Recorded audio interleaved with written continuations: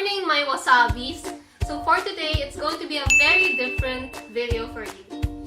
Actually, I just came home from my friend's house and I was able to pick up what I ordered. Teka lang, medyo malaki siya. Medyo mabigat. So if you're wondering what this is actually the Xiaomi Mi Robot vacuum cleaner. Yup, I actually ordered myself a robot vacuum cleaner. Anyway, so if you're interested to know more about this new gadget, please keep on watching.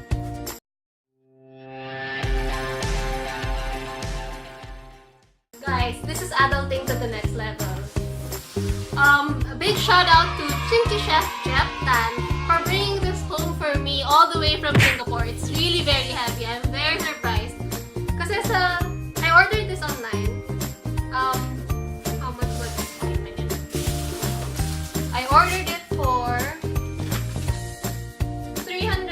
it's 435.6 Singapore dollars. So that's around 16,000 to 18,000 US. So it's cheaper when you buy it from US. Mas mahal siya sa US.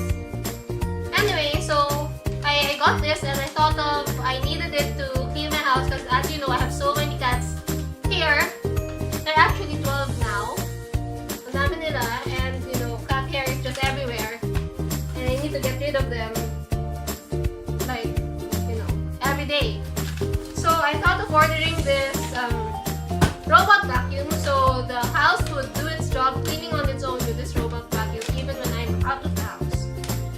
And yeah, so going back, shout out to Chinky Chef Jeffrey Tan for bringing this huge package for me all the way from Singapore. I was thinking maliit lang siya, but this is actually 6.90 plus kilos, almost 7 kilos. Puti nagkasya sa baggage allowance niya. And I was also able to get all the brush attachments. Kasama na siya sa price of $435. So this is the brush attachment. That's a spare. And then this is the roller brush attachment. I also have this spare filter. And they also gave me this international plug. Okay? So anyway, let's start with the unboxing. Okay, so here's how the package looks like. It's very huge and very heavy.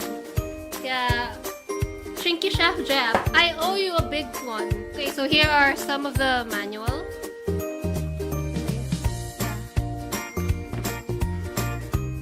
It's in Chinese. I can't read Chinese, so dyan na muna yan. Ooh, wow. So this is the robot vacuum. Wait, mabigat siya talaga. Oh my god. It's pretty heavy for me. Because hindi naman talaga ako mahilig magbuhat ng things. Here it is! It's really nice. And huge. Wait, I'll just put it away. Okay, so here's the other box. I assume this is the charger. Ito yung charger niya. So you just put it near the wall socket. And here's the cord. Although I have another international cord. This one. Ito yung standard American plug or socket. And then there's a brush. Okay, so I'm going to show you a quick demo of how it would look like when it's running.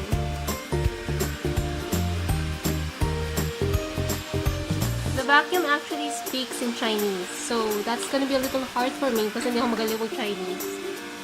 But look how smart it is. I think it has different modes of cleaning. Like there's a smart mode and a spot mode. I haven't really checked into the manual yet because it's all in Chinese, so I'd have to check the internet on an English manual. For sure meron yan. So right now, it's cleaning like line by line.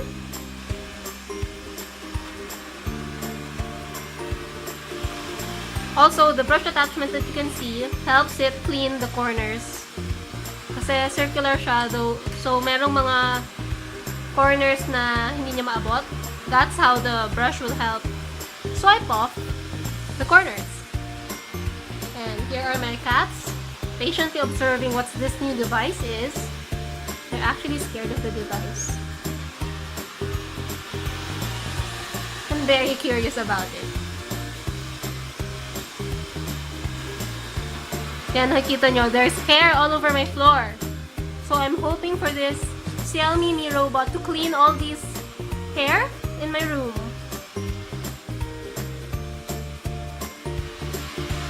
To be honest, ayan, nawala yung hair. Nakita nyo? Nakuha niya. Tumatama siya sa tripod ko ngayon. Anyway, to be honest, the vacuum is not that noisy. Mas maingay pa yung normal shop vac vacuum ko. So, what it's doing right now is inikutan niya yung tripod ko. It's very smart. Like, if nakabangga siya sa leg of a table, it would go around the leg. Kaya lang ito kasi may harangin doon, so hindi niya naikutan. But with my tripod, inikutan niya yung leg ng tripod. Yan. Kulit ng cat. He's very curious about this vacuum.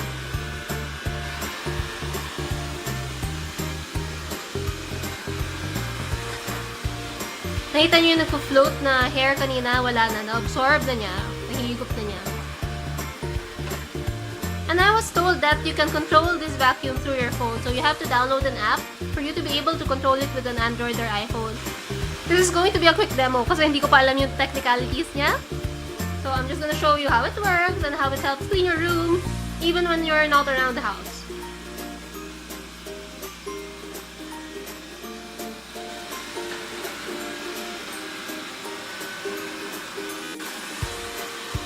And so I pressed for it to go back to its charging dock.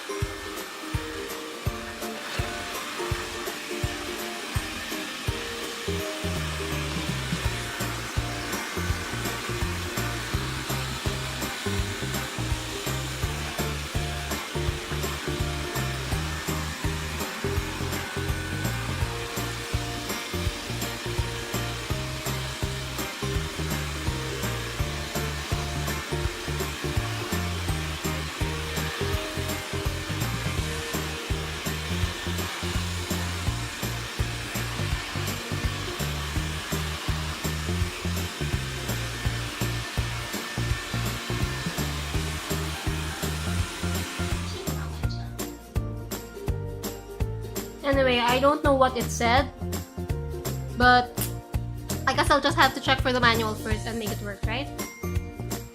Okay guys, so that was my quick demo on the Xiaomi Mi Robot Vacuum. Okay, just for reference, ganito siya kalaki compared to my face and to my head in general. It's pretty big. This one is probably about 6 kilos already, 6 to 7 kilos. Kasi yung ibang attachments are really light. So the bulk of the weight is in this device. I would understand that you have to put a little weight kasi nga it's a vacuum cleaner para hindi siya mabilis ma-topple over. Plus, it has smart features na it can go up your carpet para it has sensors or bumpers para it goes around objects that it may come across with, but it also has a smart detector na it can climb up parang little bumps like power cords or carpet, kaya niyang pumunta and do its thing. So it's very convenient to have this. Okay, it's a bit heavy to carry this around and talk. Medyo nahihirapan no dahil mabigat siya and I'm not really used to carrying this much weight in my life. Anyway, yeah, I think it's very convenient. So for 18,000 pesos, I think it's a good buy. I mean, you have something to clean your house while you're out or while you're away. And according to my research, at 18,000 pesos, this is actually cheaper than most high-end robot vacuum that you can buy. There are other brands out there na also has a smart thing. You can buy as cheap as 3,000 pesos, but I'm not sure kung ano yung quality nun. But this one, at 18,000 pesos, ang kapantay niya yung mga nasa 20+ thousand peso robot vacuum from other brands. In fact, this Xiaomi Mi Robot, they got the good points from 4 other robot vacuums and put it all together in this vacuum. this cost-effective robot vacuum. So if you can ask me, I think Xiaomi is a good company to buy. I mean, during my travel last 2-3 months ago to Bohol, I impulsively bought a Xiaomi action cam, and it worked well for me. A couple of weeks ago, I impulsively bought this Xiaomi Mi Band, and I'm really loving it versus getting a Fitbit, which is like double the price. No, which is 10 times the price. So, this Mi Robot gives me the same assurance that I'm getting the most bang out of my buck. Can't really talk about the technicalities of this robot vacuum for now because this video is just a first impressions unboxing video. But I will be updating you probably in my month-end favorite or my next month's favorite. Anyway, if you've enjoyed watching this video, don't forget to hit thumbs up and subscribe to my channel for more videos about my life. I guess I'll see you in my next video.